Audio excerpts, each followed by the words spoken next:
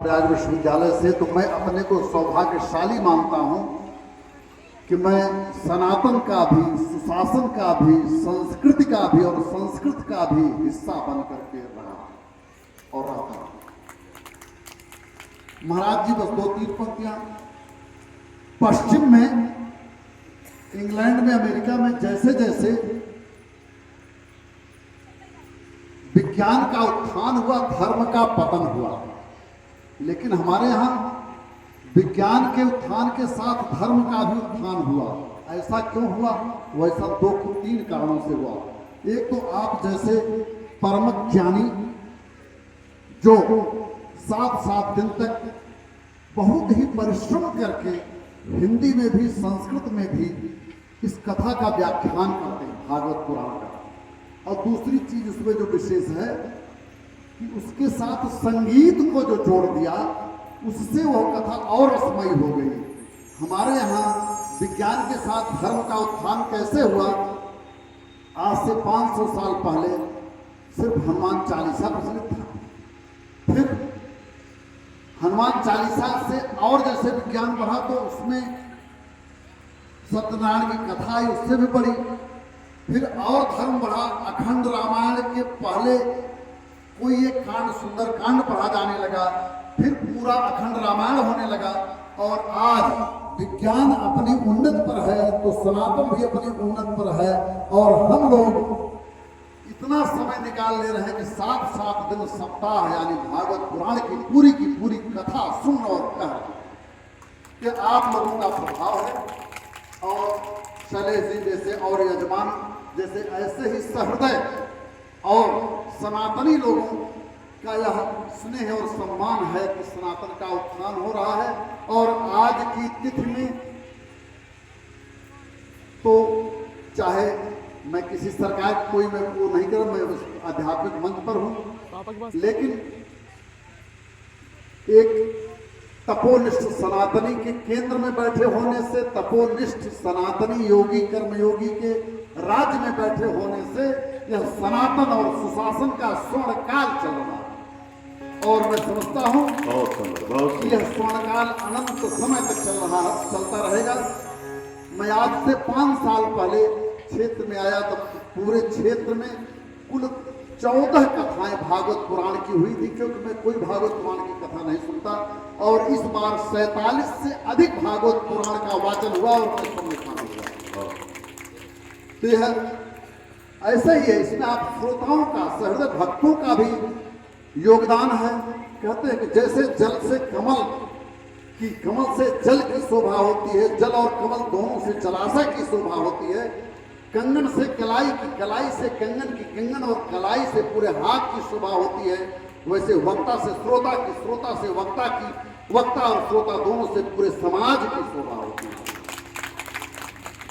तो मुझे आग्रह हुआ एक छोटा सा भजन, मैं 1.5 मिनट से ज्यादा, वैसे मुझे कई जगह और जाना है, लेकिन भगवान कृष्ण को समर्पित करते हुए, क्योंकि मंच भी भागवत है, पुराण भी भागवत है, संगीतज्ञ भी भागवत है, वक्ता भागवत, श्रोता भागवत और बोधक भागवत, जनता जनार्दन भागवत, जनप्रतिनिधि भागवत, यह भागवत का भागवत से मिलान हो रहा है।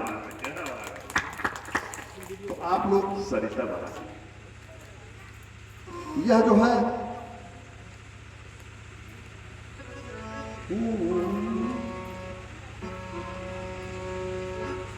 भगवान कृष्ण का आज जन्म हुआ है, तो कृष्ण ही हमारे सबसे बड़ा, कहते हैं कि हम बंदे जगत गुरु। तो कृष्ण जो है वो रणनीतिकार है, रासलीला, राजलीला, रणनीति और राजनीति सबके वो पारंगत पंडित हैं। उत्तर प्रदेश में रहते हैं तो बांसुरी बजाते हैं, हरियाणा में चले जाते हैं तो लठ बजाते हैं कुरुक्षेत्र में, और जब अपने आप पर पड़ जाती है तो द्वारिका भाग जाते हैं। कभी भागे भी, कभी भगाए भी। तो उनकी लीला अपरंपार है, इसीलिए उनको लीला पुरुषोत्तम कहा जाता है। तो जाने कौन से गुण पर दया निधि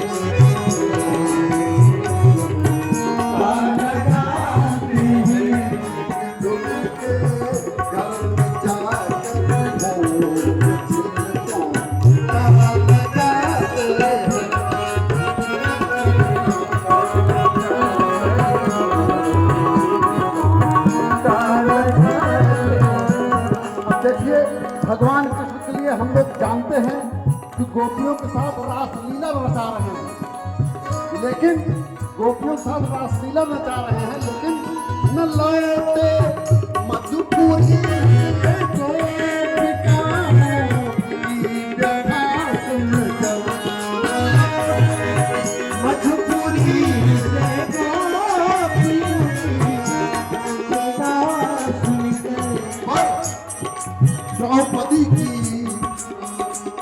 द्रौपदी की दशा पर द्वारका से दौड़ लाए। द्रौपदी की दशा पर द्वारका से दौड़ लाए।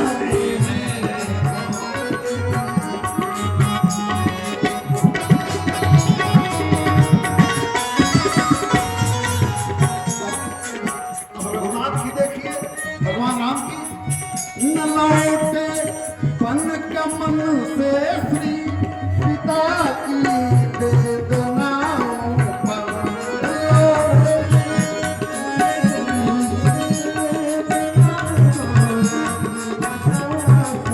भगवान के शोक में उनकी मृत्यु ही हो गई। न लौटे पन कमन से श्री पिता की वेदनाओं पर।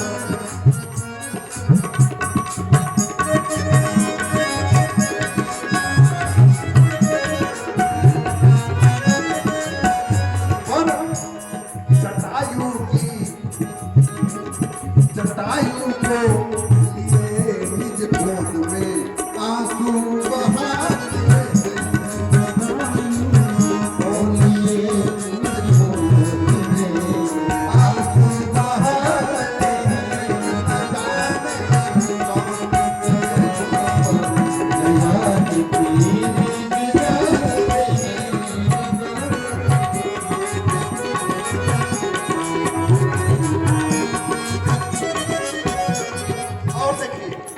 वही भगवान राम उनको हर और हरे उनके दो मधुबिंदु के लिए तरसते हैं और उनको वह तरसाते हैं। बहुत मुश्किल से मिल पाए थे दो मधुबिंदु हरि हरे।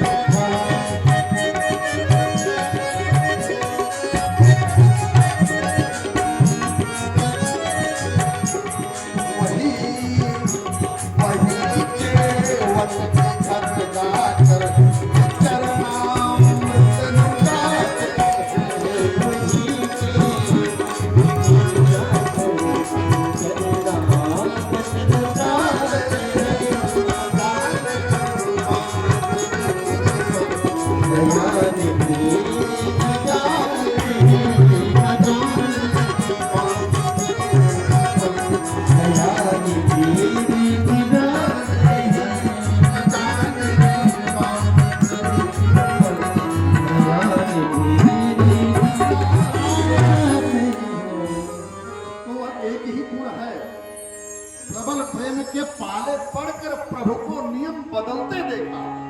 उनका मान भले टल जाए, भक्त का मान टलते देखा। बस कथा आगे प्रवाह में है। मैं आप लोगों से निवेदन है कि आप अगले दिन आवें तो अपने अड़ोस पड़ोस के लोगों को भी लेके आवें, और अगर आप 100 बार भागवत कथा को सुने हो तो भी अगली बार सुनिए, क्योंकि अगर पुस्तकों में ही ज्ञान होता तो गुरुओं की आवश्यकता नहीं होती, गूगल ही काम चला लेता। तो इसलिए गुरु और गूगल में हमेशा अंतर बना रहेगा। और जैसे कद्दू की सब्जी घर पर बनाइए तो स्वादिष्ट बनती है, लेकिन यज्ञ की कड़ाही में अति स्वादिष्ट बनती है। उसी तरह से कृष्ण कथा, राम कथा, कोई भी कथा घर में आप पढ़ते हैं तो आनंद आता है, लेकिन जब व्यास मुनियों के मुखारबिंद से सुनते हैं तो परमानंद की प्राप्ति होती है। इसलिए एक बार नहीं, 1000 बार, जो कहते हैं फिल्मों को एक बार देखो 1000 बार देखो, ये देखने की चीज है। उसके एकदम अलग हट करके यहाँ पर एक कथा एक बार सुनो 1000 बार सुनो, यह सुनने और समझने की चीज है, परमानंद की चीज है। और यह सनातन के लिए स्वर्णकाल है, सुशासन के लिए स्वर्णकाल है। और इसलिए भवकाल अब खत्म है, सीधे सीधे भवकाल और महाकाल। बहुत बहुत प्रणाम आपको। मंच का मैंने समय लिया, मैं उसके लिए चुनवायाची हूँ। और मैं सोचता हूँ कि मैंने मंच के साथ न्याय किया और कोई राजनैतिक या अन्य बात नहीं की। मैंने कृष्ण की कथा के अनुरूप ही उसकी सनातनता में, उसकी निरंतरता में ही अपनी बात की। बहुत बहुत प्रणाम।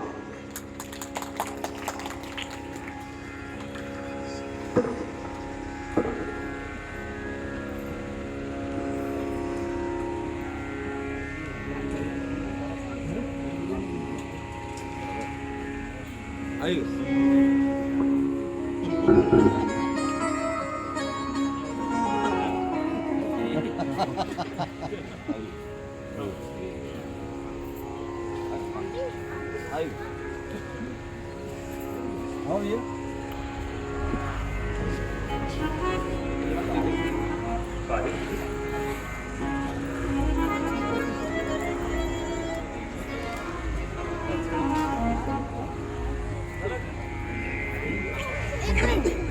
हो गया ना? बैठो बैठो, जा रहा हूँ।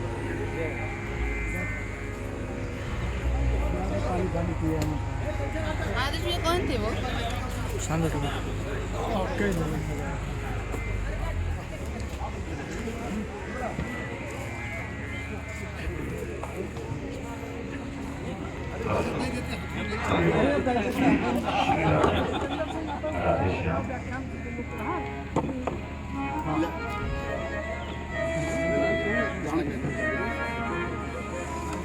फोन से बात करिए आपसे, मुलाकात ना हो।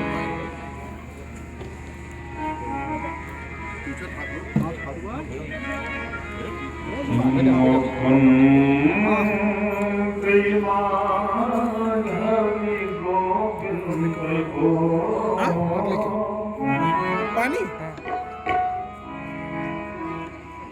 ये मुकुंद